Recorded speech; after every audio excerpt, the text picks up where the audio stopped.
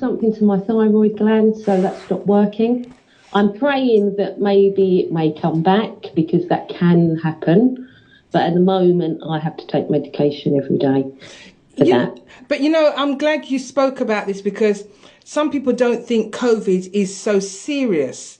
But, you know, when you mention the long term and all what you've been through, I mean, when I had that little dose that I had and I was thinking, oh, my gosh, I can't walk. And my family were like, everybody was a bit concerned. It was really, I was just at home and day turned to night, night turned to day. I was just in bed. I just didn't move apart from going to the toilet. And even then I had to hold on to the wardrobe. It was hard to walk and I couldn't believe it, you know, myself. It's shocking. And you know, there's so many people out there, right, who lost the ability to walk during COVID. I know because we're joined up to the Long COVID Kids charity. Okay. And if it wasn't for them, oh my goodness, right, because they, you know, they support all kids, and also there's lots of case studies and you can, so my daughter is she's medium, but there's people a lot worse and, you know, they lost the use of their legs during COVID and they're having to rebuild, you know, and learn to walk again. Wow. Yeah, and the other thing is that it doesn't matter if you had COVID mildly, right? You can still get symptoms further on later down the line that are really severe and could be lifelong. So I'm just praying with my daughter. I'm remaining positive about it, that she will recover because she's not able to go to school. I mean, we're having lots of tests and that, like MRI scans, and we're at 3 different hospitals. It's a lot. And the schools as well don't really understand it.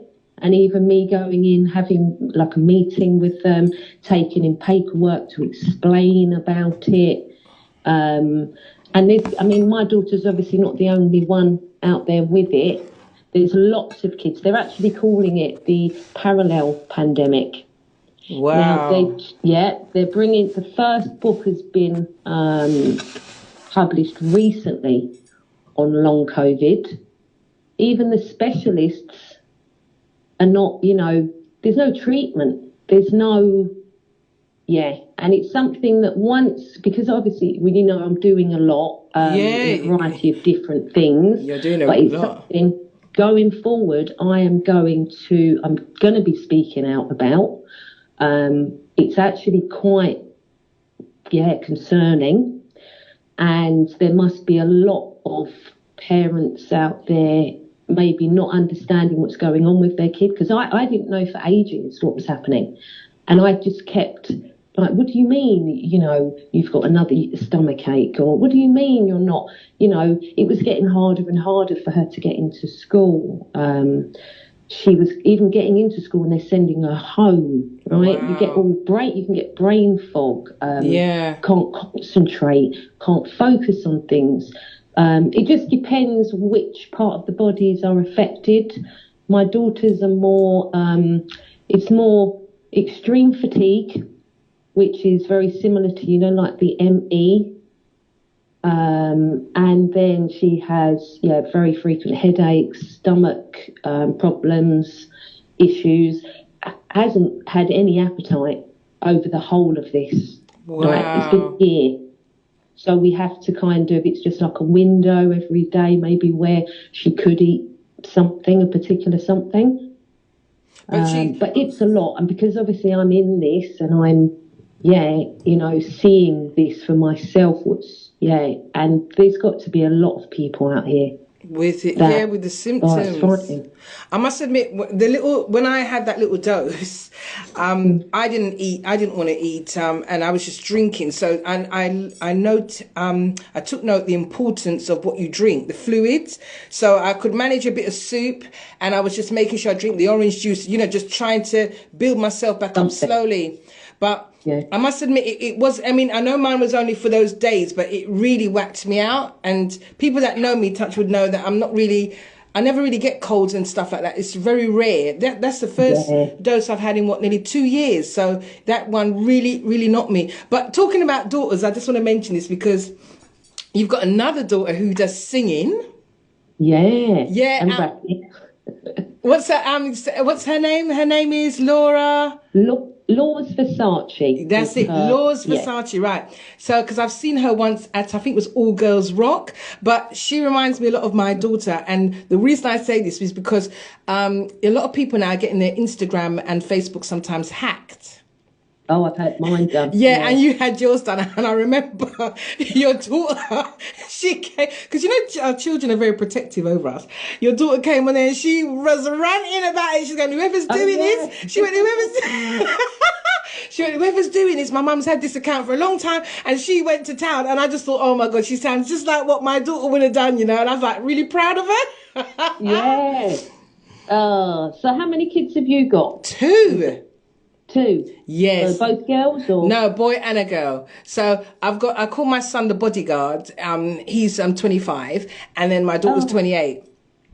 Oh, lovely. Yes, but they never. I always say they're kids, and their dad sometimes says, "Oh, they're adults," and to me, no, they'll always be my babies. I always say, you know. Exactly, I know. I'm exactly the same. My little baby, my little babies are. They still will come and ask you for money, even though I've told them that the bank of TSB is closed.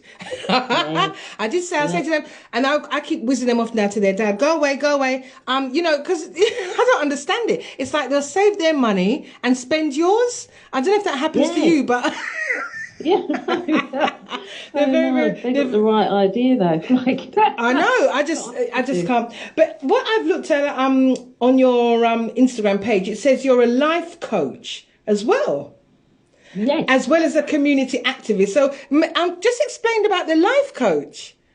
Right. Well, I actually had life coaching many years ago. I've had it a couple of times actually, and the lady that did it, fantastic, and she inspired me actually, right? Because I was at both times, a very low point in my life. I think one of the times, my daughter that I've got, who's got the long COVID now, previous to that, right, she'd literally just been signed off from the specialist for a condition she's had since she was 4.5. Okay. So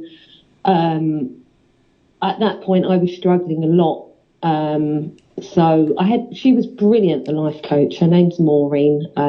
She's absolutely fabulous. We're still in touch now. But literally, so I've been very inspired by her, and I love the way she transforms people's lives. Like literally oh my goodness. And that gives you that belief and I can do this. I can, and just a wonderful person. So she inspired me to even think about, I'd love to, it's something that I can offer people on top of what I'm already doing. And then when I mentioned it to Maureen, she was like, oh my goodness, yes, and she gave me the information where I could go and train. So I did that, and that was bloody difficult because it was fitting it in, with everything else. But I tended to, do a lot of that during like the evening, night time. But I really enjoyed it. Absolutely loved doing it. And it's actually since doing it as well, kind of any circumstances that I use what I would help other people with, and also give myself that advice. So, which has helped a lot. It really has, like on this mad journey. Yeah, I tell you, it's nothing smooth sailing, is it? No, it's been. I must admit, it's been a bit rocky, and I always say for those who got through it, say amen, because it has been a journey, and the whole. We've been indoors for 2 years. The symptoms of COVID, long-term symptoms. The stuff that's going on with, like you said, the knife crime, the things with the youth that's going on, and it's just one thing after the next. And you've just got to keep, your mind in a positive way, because if you don't and you go off track, it could end up detrimental to you. Yeah, and because obviously I've been down that road in the past, so I kind of have, kind of things in place so I don't go off that direction. Yeah. It's so hard to come back from, you know what I mean? It's a lot. So yeah, but with the life coaching, to be able to give that to, you know, young people, and help them to see, you know, the wonderful, you know, things they have inside and what they have to offer the world. Yeah. But so how long have you been a DJ for? About, I'd say 9 to 10 years. And how did you get into that? Oh my goodness, yeah. So it's so mad. So I was very late in life, so around about 40, and a guy that I was going out with, he got a job on Genesis Radio, and I used to help him. So literally, he'd be doing he wasn't doing the same kind of music that I was into, but I do like a variety of music, you know what I mean? So I used to help him, you know, like we'd be helping him do the playlists at night, and, you know, going into the studio, doing a show with him and stuff. But he wasn't very, what's the word? He wasn't committed really, and he wasn't really reliable. Okay. So that show didn't last. Okay. Yeah, so it lasted for a bit, and then I was asked if I wanted to do a show. Okay, so like, that worked out well. Oh my God, I'd love to, but obviously I've never done one on my own, or, you know, and I think at that point, I think we'd actually split up, at that point, me and the boyfriend at the time. So, yeah, so literally I took the slot, called myself Best in Britain. Yeah, because the only music I must admit, and you are the best. Let me just do this for you. Yeah. Yeah, because you know what, when I see you, you're always you're so alive, you're out there, you're doing the music and you're dancing along, and you're promoting the UK artists, because we have got a lot of talent in the UK. Yeah, I tell you what, the artists that I support, they are smashing it. Like the lyricism, the presence, oh my God, I'm so proud of all of my artists, right? And I've got a lot on board, because I've been doing this a long time, and it's not just here in London. So from most places across the UK, I have, you know, artists and producers that I've been supporting all of this time. But they're amazing. So anybody who's listening today, please check out Best in Britain show. You can see, I mean, there's interviews with the artists. I did also the Rep Your Ends showcase. I did that last year, and we had a lot of artists come on the Instagram. Okay. And perform, and we did like bit of interview and then performance. So I've got that series up as well. Mm-hmm. But also, if there's anyone you know out there, or if you're an artist or a producer and you would like global radio play, you would like to be promoted, marketed, be part of events, please send music in to bestinbritainShow@gmail.com. And I look forward to hearing new music, new artists. I absolutely love it, playing sick music from the artists, and this is what I can't help but dance. I know. Show, you're all over the place, which is good. The music I play, I can't help but dance to it. Yeah, I love what I play, and I'm very particular about what I play as well. I don't push anything negative. All my music is clean. I edit everything. Whether you hear me on radio or out somewhere, my music will still be clean. Okay. I push artists that are relatable, but without glamorizing a certain lifestyle or promoting, you know, these, because there's a lot of music out there promoting, you know, the scoreboards where they have stabbed someone, and depending on which part of the body it is, they get so many points.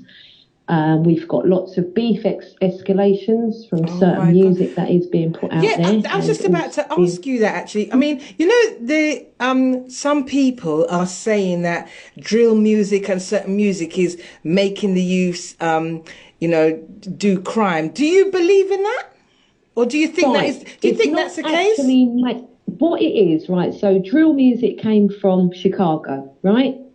And when it was in Chicago and started there, it destroyed communities, right? And this is facts. Now, there's a guy, Stephen Graham, I don't know if you know him, who, oh my God, he does amazing work, right? But he went to Chicago and he worked with the gangs there and stuff, right? Okay. He knows kind of all about this, the drill scene, right? So the drill scenes come here.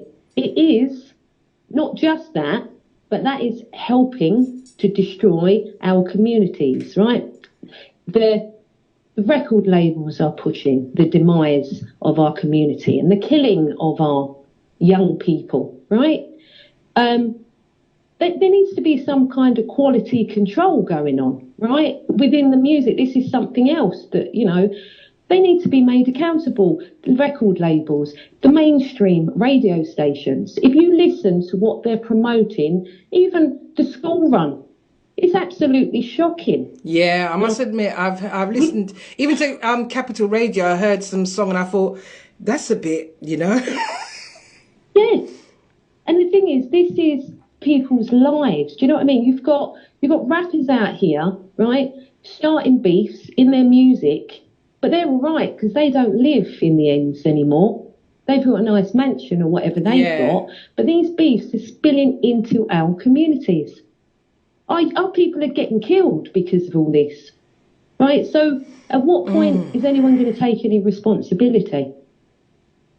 Because so far I'm not seeing anyone taking any responsibility for it. It's just continuing. But as we're touching on that, you know, when you started Make Noise End Knife Crime, how to protect the youth from violence, and you've got a petition there, Let the Youth Live. How did that all come about? Because I also wanted to touch on that, and then also about those the bleed control cabinets.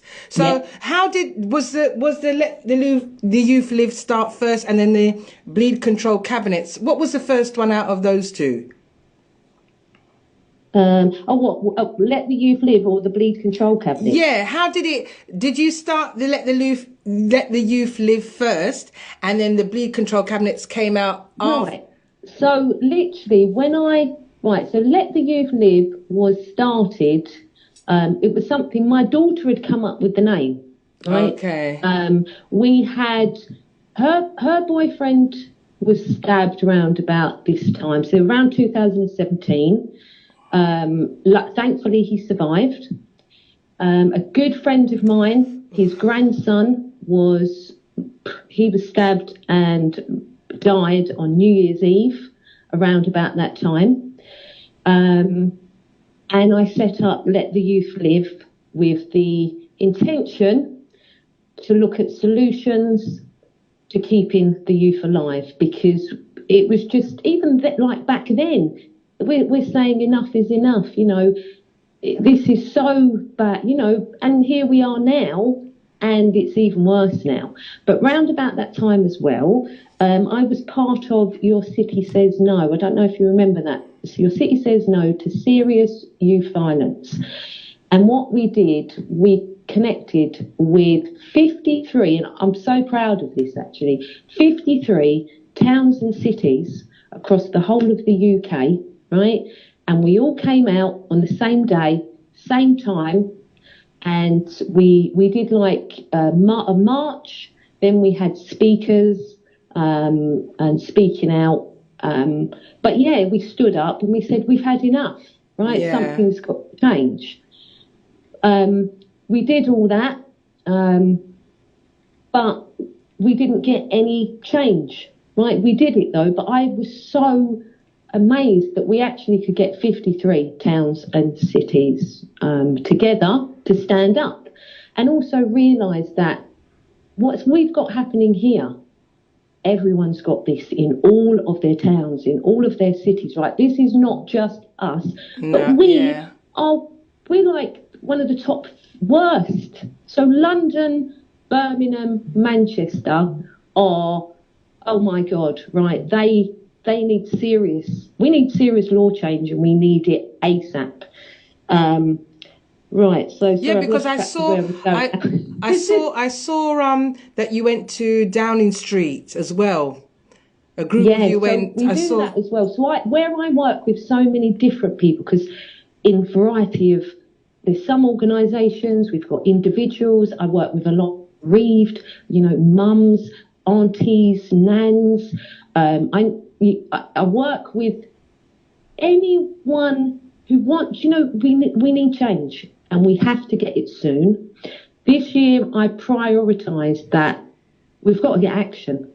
We have to, and we've been racking like my brain, and on the podcast that we do as well, the weekly podcast that's on Spotify and Apple Podcasts, where it's live, people can come on the live on Instagram, and we talk solutions and action, right? And we did that. We've been doing that consistently for about a year and a half now, and that's where we've come up with a lot of. We tried so many things, like we've had people contacting their MPs, demanding the bleed control, right? So how the bleed control comes into everything. So 2017, we're doing the nationwide Your City Says No. We've had a few incidences of my friend losing his grandson.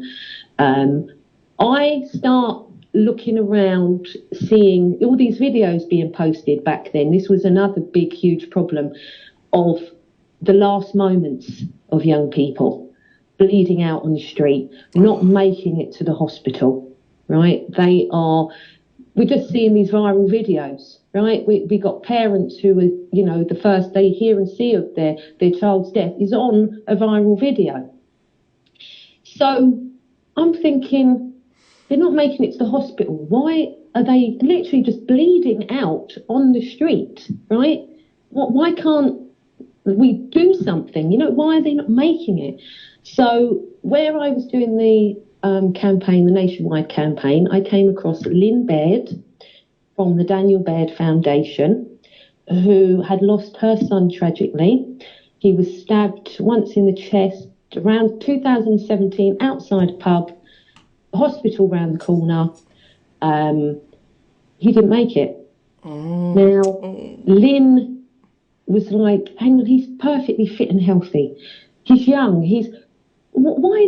She couldn't get to grips with it. So she's got another son who's a doctor, and she was speaking to him, and he said, well, if that pub had like a bleed kit or some kind of anything to control the bleed, or a chest seal, which I didn't know this up until I started getting into these kits, was that the chest seal is so important, right? So it's a seal that goes over the hole, say, in the chest, because when you breathe in and out, your lungs will collapse if you have an injury there. If you have a chest seal on, it's placed above it, and there's a certain piece of material over the wound, so it allows the breath to only go one way through that injury, so it will keep them alive. Okay. Now, so what happened is I ended up contacting Lynn Baird in all this. I could see that that's what she was doing, bleed control. I'd already done a bit of research, and I could see that it didn't seem to be anywhere really that you could, apart from, and I didn't come across Lynn straight away either. I'd come across this other guy, I can't even remember what his name was now, and he called them stab kits. So I messaged him and I said, can you tell me more about these stab kits, like what's in them, how much they would be, if they can say, if they're saving people's lives, like how can I, it was something I thought, this is something necessary, right? Okay, yeah. But it turns out his kits had nothing in them. This prompted me to contact Lynn Baird, and say, look, this guy is offering me these kits, and I've asked him what is in them. I've found out about you, and you've got kits and stuff. So can you just, break it down for me? So she was like, oh my goodness, no, there was nothing in the kit. There was I can't remember. It was just something very minimal. He was asking £1.50 each for the kits. And they were endorsed by, I think, like a police commissioner or something. Okay. But so anyway, when I told Lynn, she was like, oh my goodness, no. So she's explained all about her kits. These kits basically weren't around before Lynn. Right? We never had any of these kits in the country. She did her own research. Kits were in America. And I think she did a bit of research. She also got in contact with the ambulance service, West Midlands Ambulance Service. And between them, she bought the kits. She had quite a lot of meetings back and forth with the ambulance service with a variety of different kits made up. They accepted one. Basically, they picked one that is, the same standard as what they have on board of an ambulance. Yeah.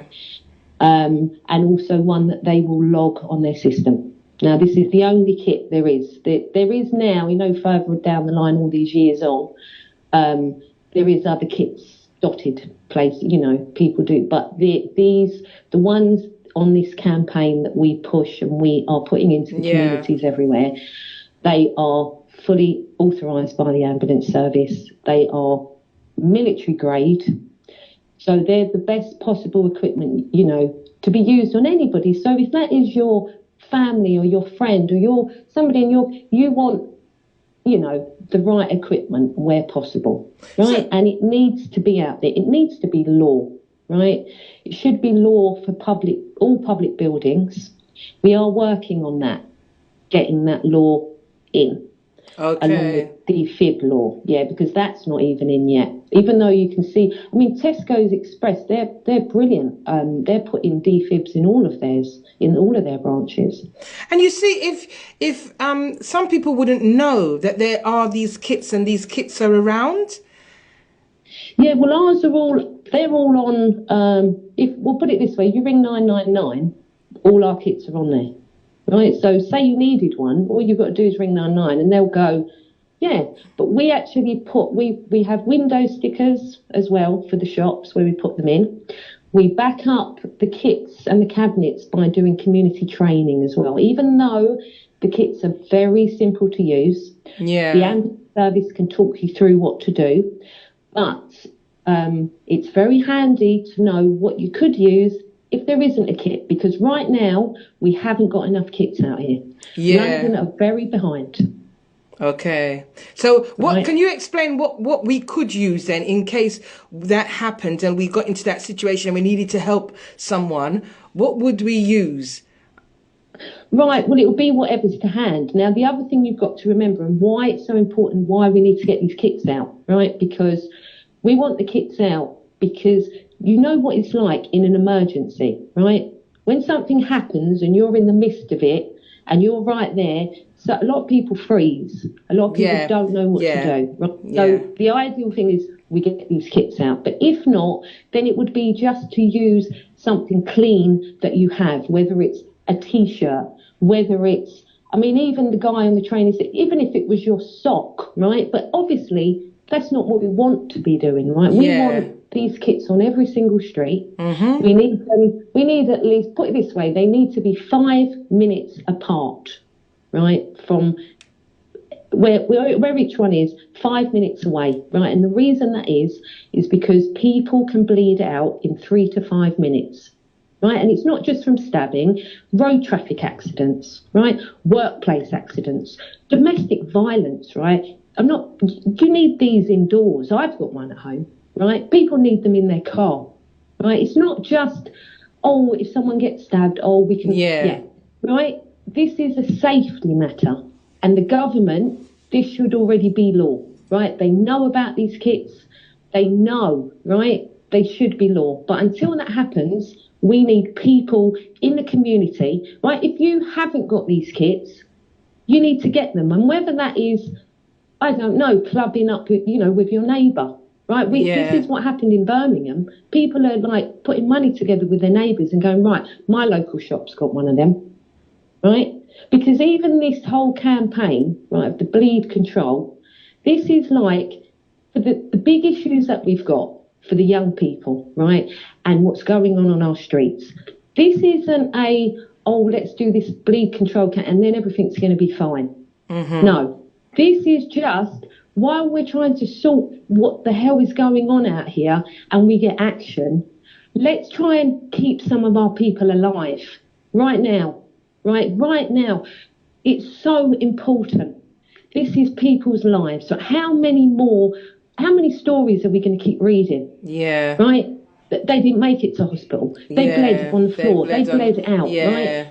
The other thing is, do you know when this crime scene, this is another thing people need to know. Ambulance services sometimes can't get on a scene for 20 minutes because it has to be like declared safe. Oh right? My gosh. If you're actually bleeding out, right?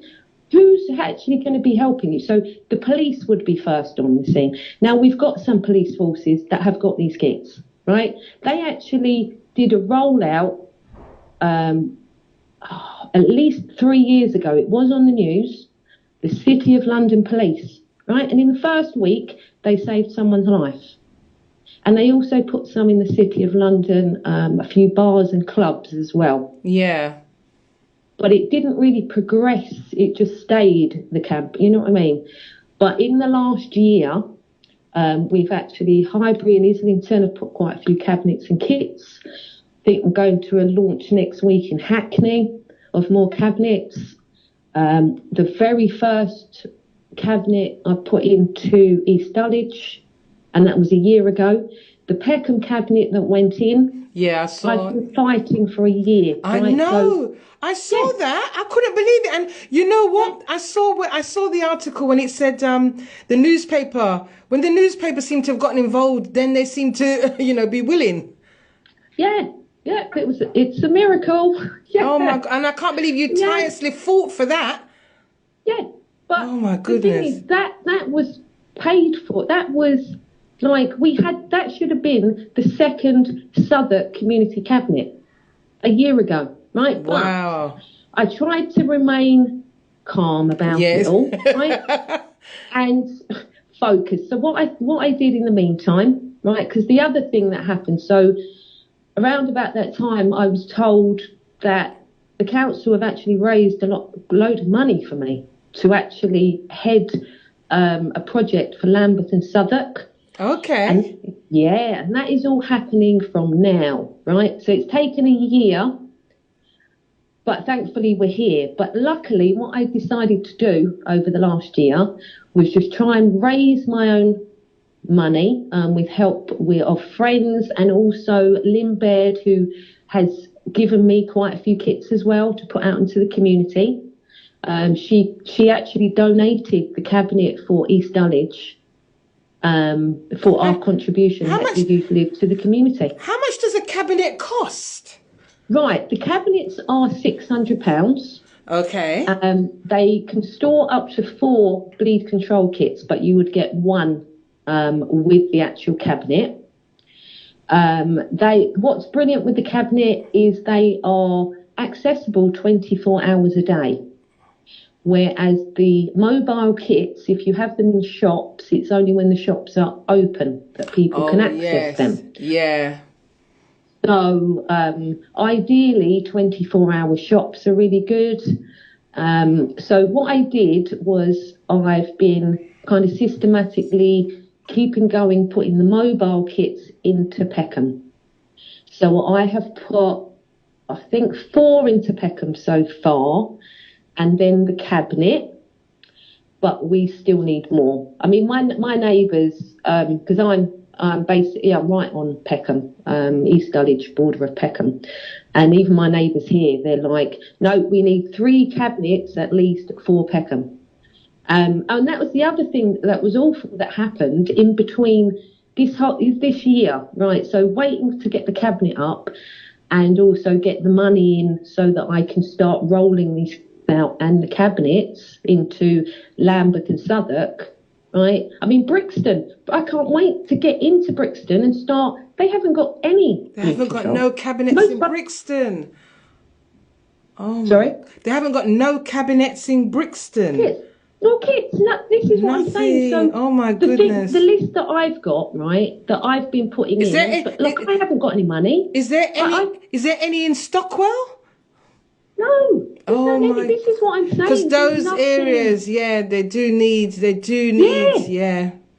Yeah, and like I'm saying, even like I've got £10,000. I've spent some on the few kits that I've got. I think I'm putting some into schools, local schools, colleges, community centres and local shops for starters, and I'm in the process of doing that right now.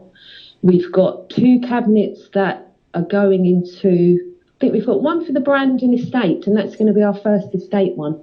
And we need them on every estate, every block. Wow. Like, what's in place for our young people, our people, like, and the way people are, like, pulling out knives. I know. It's like I saw some footage and in broad daylight, and they were running between the bus and they were after this individual, and he knocked on somebody's door, went in their house, and that's how lucky they closed the door and the other person didn't get in. But I could not believe it. It was just like something out of a film, and I just thought it was just. And this is our reality now. Yeah. And this is our kids, right? So a lot of this shit is happening after school time, right? When we're not with our kids are making their way home, or they're, hanging around with their friends at the local shop, or, Yeah. And this stuff is happening. And even in the schools, we had somebody went into Sydenham School a couple of weeks ago with a machete and in was the going school. to kids. Right? We have to protect our kids, right? The schools are not safe. On our petition, right, please, anybody that's listening, right, what we've done at Let the Youth Live, right, because we know everyone's got a lot on their plate, right? More and more and more, like all this cost of living, all the everything, right? So what we've done, we've made simple things that you can do in 30 seconds to a minute, right, that can help make change, right? Things easy for you to get involved, right? So whether it's signing the petition, right? The petition is on that's demanding a COBRA meeting, right? Now, a COBRA meeting with the government, if they call one of them, they've never called that for protecting our youth from violence, right? There's nothing in place that protects our kids from violence. I've done the research. I've looked into the things, right? There's nothing, whether it's social media, nothing is in place to protect them, right? We need an emergency COBRA meeting. When we get that, we can get laws changed in days. Yeah. Right? They call it for the weather, right? They've called a COBRA meeting for the weather. Right? Let's make them call a COBRA meeting to protect our young people, right? It's not fair what parents are going through, right? Every time when our kids go out and you just... you pray. You pray that they come back safe. Yeah, I mean, I'll never forget, because things just escalate, very, very quickly. And I just, oh my goodness. I just have to take my hat off to you for you doing all the research and for you putting yourself out there, being an activist.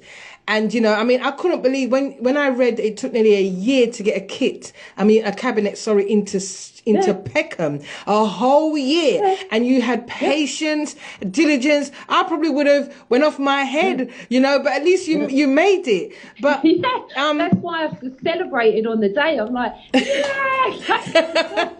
Oh my God! It's not for the faint-hearted. And like you said, we need the COBRA meeting. We need the government need to do more. That's a fact. Yeah. So what is your local what's your MP like? Is your MP a good MP? Are they helping with what you're doing? Well, just for an example, my MP, literally the first email that I wrote, I got a reply after 9 months. 9 and then months. I'd already sorted what I'd asked about to do with this cabinet. I think it because I'd been twice in the newspaper about the cabinet. I was in the newspaper in January as well for the same thing. Yeah. So, but yes. Sorry, I lost my train of thought there. Yeah, so no, we're talking about the MP, how long it took for them to get back to you. So okay. And then I recently got a reply again, but by this time I'd already gone into the newspaper and it was getting sorted. But my MP said, I've just spoken to the council and they're saying it's going to happen in 2 weeks. So then I invited the MP to the launch. Okay. She couldn't make it. But in general, what we're finding with the MPs, because we've done a lot of, trial and error things in regards to, on the podcast, I've got some wonderful people across the UK who want change, willing to try anything. They've written to their MPs about bleed control, right? Yeah. So what we've done is compare whether we got a response, what the response was. There's still a lot of people still haven't had a response from their MPs about it, right? Terrible. So I wouldn't rely on, the MP, if you've got anything urgent to get an MP involved. And are they going to, even if they speak in Parliament about any of the issue, you're looking at years. We haven't got years, right? And the other thing I want to say as well, right, I want to give you some positives as well, right? So there's the VRU, the Violence Reduction Unit, right, who are enabling a lot of our brilliant organisations doing amazing work. They're enabling them to actually do these life-saving initiatives, workshops and all these amazing things, right? So there's a lot of money being put into opportunities for the young people, right? There's that I'm really happy with. If that continues, that is fantastic, right?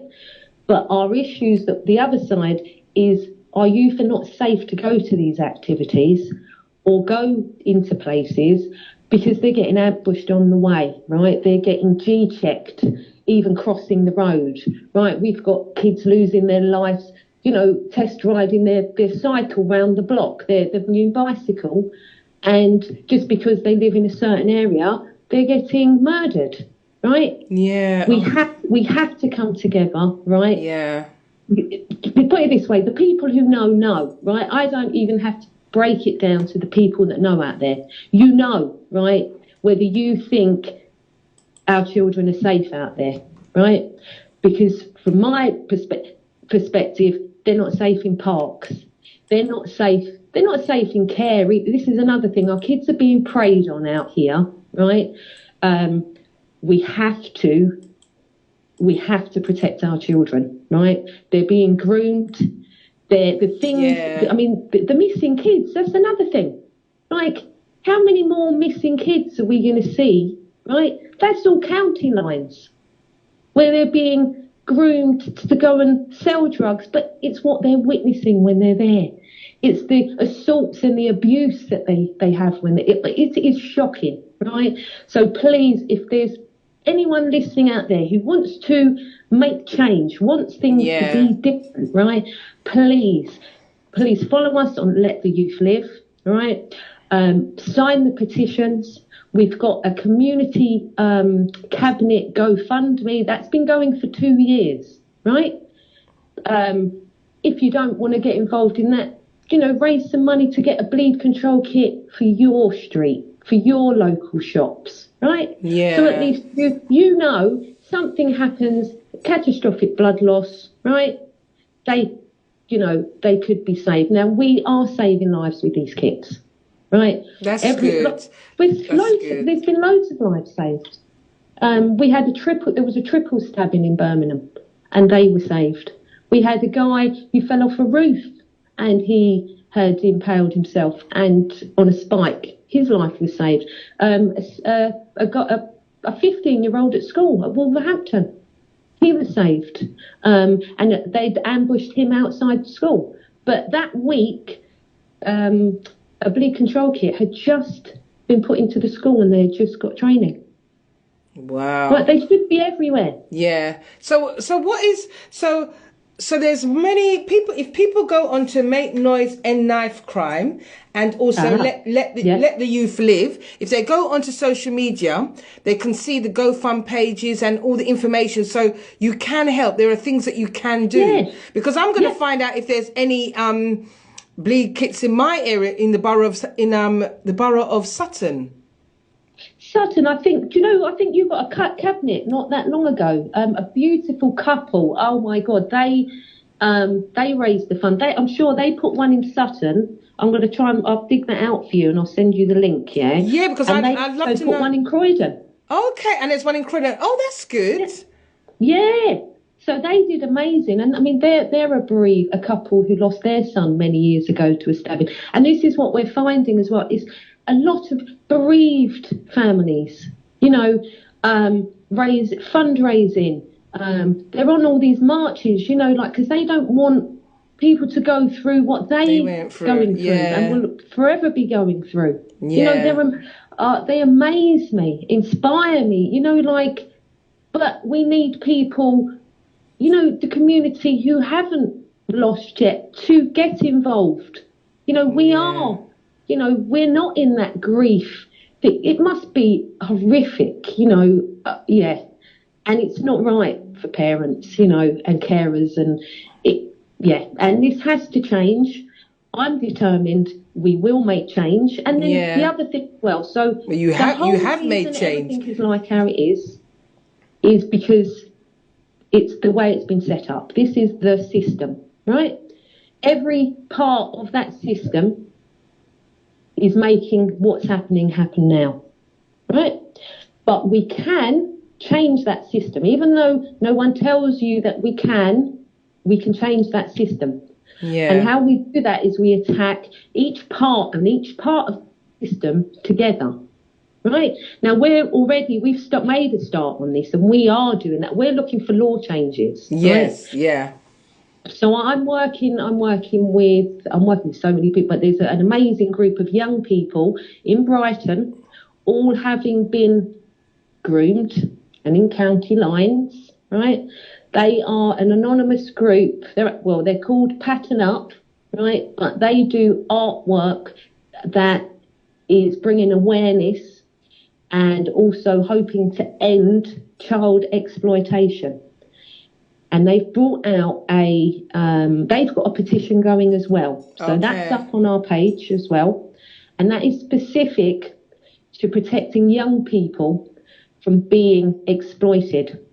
Now, this is rife. This is happening to loads of children, and it's not just certain types of children. Or this is it's more vulnerable as well, more vulnerable children.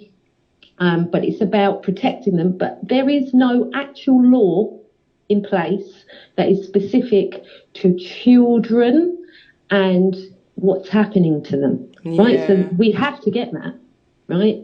At the moment, they're using kind of old law and trying to adapt it.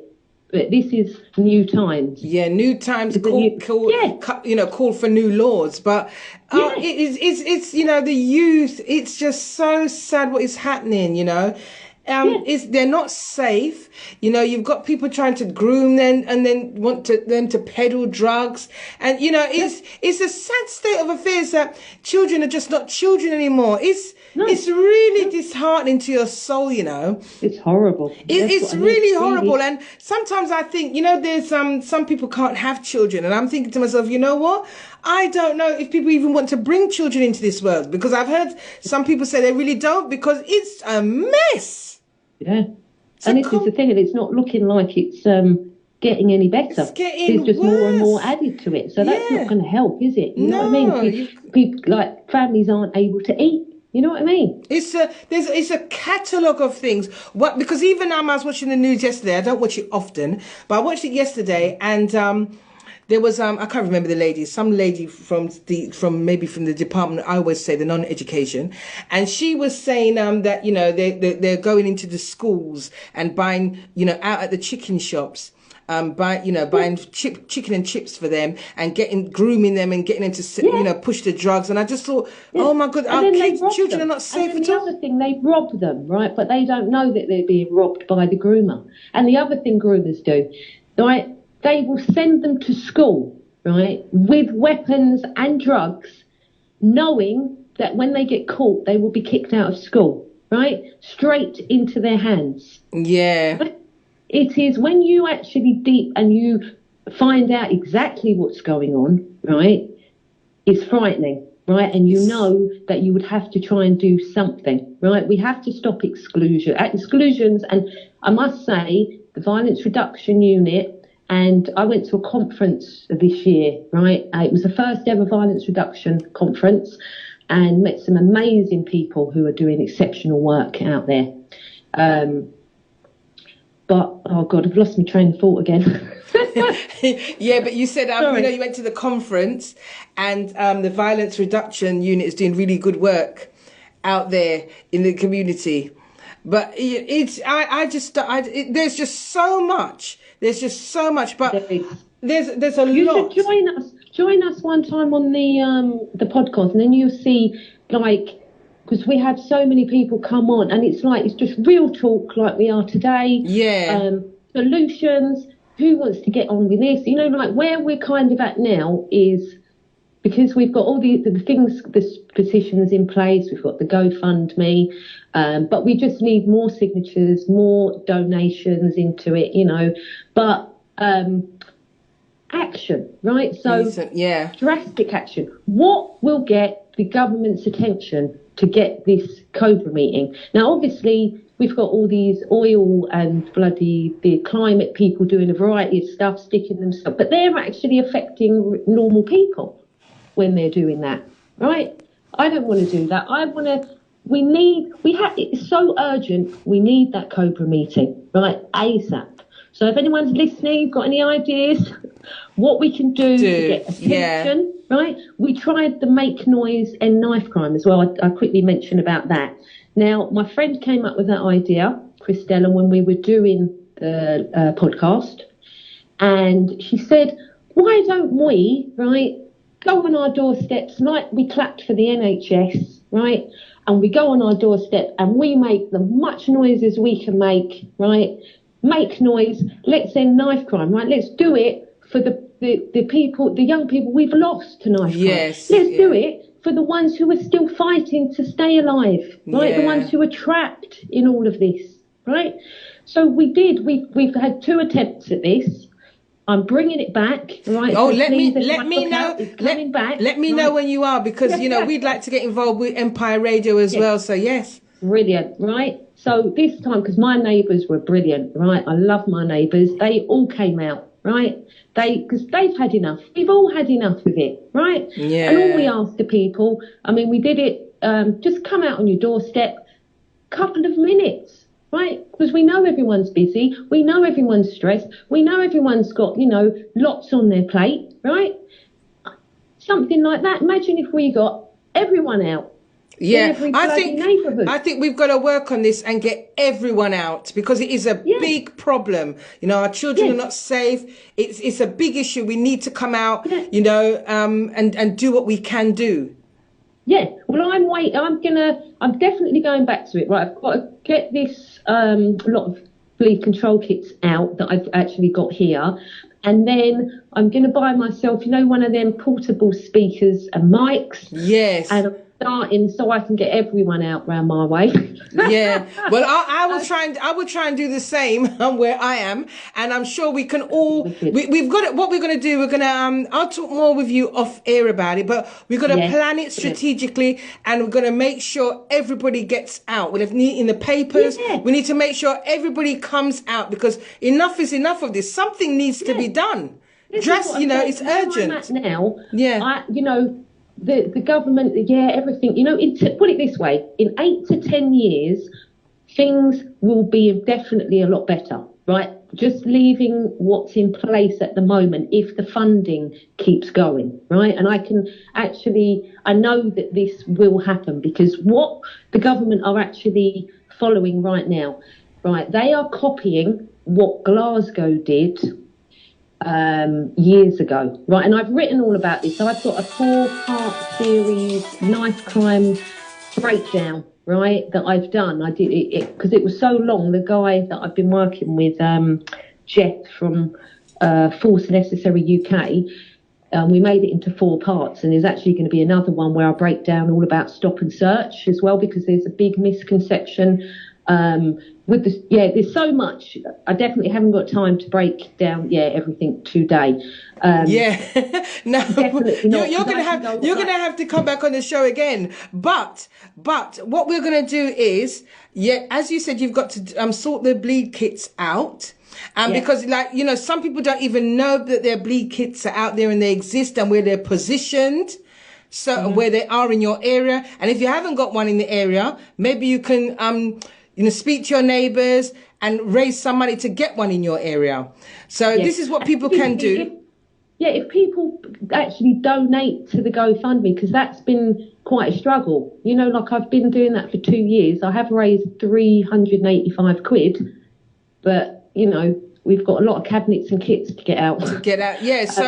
So if we could, concentrate with that, but then also when you do the getting everybody out on the doorstep, you know, that when you're doing that, please, well, before you do that, let me know so that I can keep announcing it on radio, so all of us can announce it on our radio shows. We can, really put it out there. Is to get like a clip. So what I was doing was, everybody was sending me clips, tagging me in, even in the car. Like, it doesn't even have to be out. It doesn't have to be outside your house.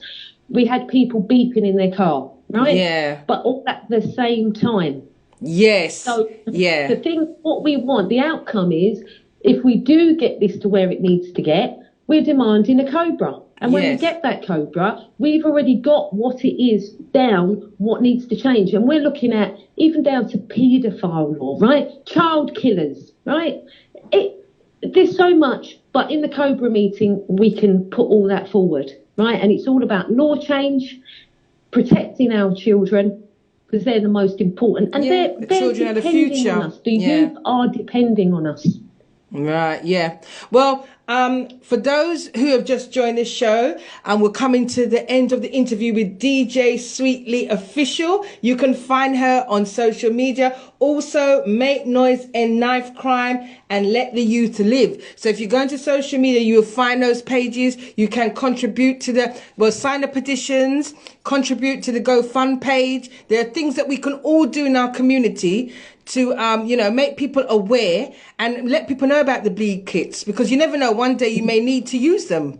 Or if you haven't got one, you know what to use instead. Because as you mentioned, if you haven't got one, you know what to use. There are other things that you can use instead. Mm-hmm. Yeah, exactly. So, but I want to thank you this morning for coming onto the RWK Talk Show. It's been a pleasure to have you. I've been following you for some time. I admire what you do. Also with the, hold on. Let me get this right. Oh my goodness, I've forgotten now. It's slipping through my head. Hold on. The Best in Britain show, where you promote the UK artists as well. Fantastic work that you do there. The Best in Britain, so please check them out. I'm sure you'll love them, everybody. I know that you know my dear friend, Mr. Official, Mr. Hunts. Oh yeah, he's a featured artist. Yes, I like him a lot. I've known him for years, and I must admit, his music is good, but a lot of he's sick, he's really, really good. But I want to thank you. I want to, thank you for doing all what you're doing out there, because you've got a lot on your plate. You're a busy lady, and I just wish you all the best, because you're juggling a lot of balls. That's all I have to say. Yeah, and thank you too, my darling. I feel very privileged today being invited on. Absolutely love what you do. You inspire me too. I think you're amazing. Oh, thank you. And bless you for everything. Yeah, thank you for today. You're welcome. Thank you for your support over the years as well. Yeah. It's been amazing. So thank you very much, my darling. Okay, and I'm looking forward to working on some of these, like the Make Noise Not Crime going forward. It will be, I am definitely in, because I want to see change, and the youth are our future. And it's important. So myself and Empire Radio UK, we will be backing you guys. So it's going to be, we're going to get the word out there, and things, I know you've made some headway, but I think like you said, we all need to get involved. all of us on radio, because on the podcast, you know, on Facebook, there's things that we are doing and we can all reach out to each other. So we need to do that. We've got to do it for our community, you know? Yeah, exactly. And that's what it's about, community. Yeah, it's about community. But thank you very much, Queen DJ Sweetly. Have a wonderful rest of your weekend, all right? Thank you to everybody who's locked in today as well to listen. And please check us out. Let the youth live, all right? Okay. Then have a wonderful weekend, everyone. Take care. Thank you very much. Thank you, darling. Bye-bye. Bye. So that was DJ Sweetly Official there. Lisa Pearson, also goes by the name DJ Sweetly, Best in Britain show, Make Noise, End Knife Crime, and also Let the Youth Live. So if you go on social media, look for DJ Sweetly, you will see her page, Make Noise, End Knife Crime, and Let the Youth Live. You will see it out there. You will see it there. But I want to thank her for coming onto the show. I want to thank you all for joining me. Those on Instagram, I'm going to have to say bye to you guys because I'm going to play music. And you know how Instagram are. They will cut me off. So I'm going to play some music now. But I want to thank you for joining me this morning. You can continue listening in on empireradio.org to the rest of the show. But take care, my Instagram people. Love you lots and hope to see you guys soon. Right, so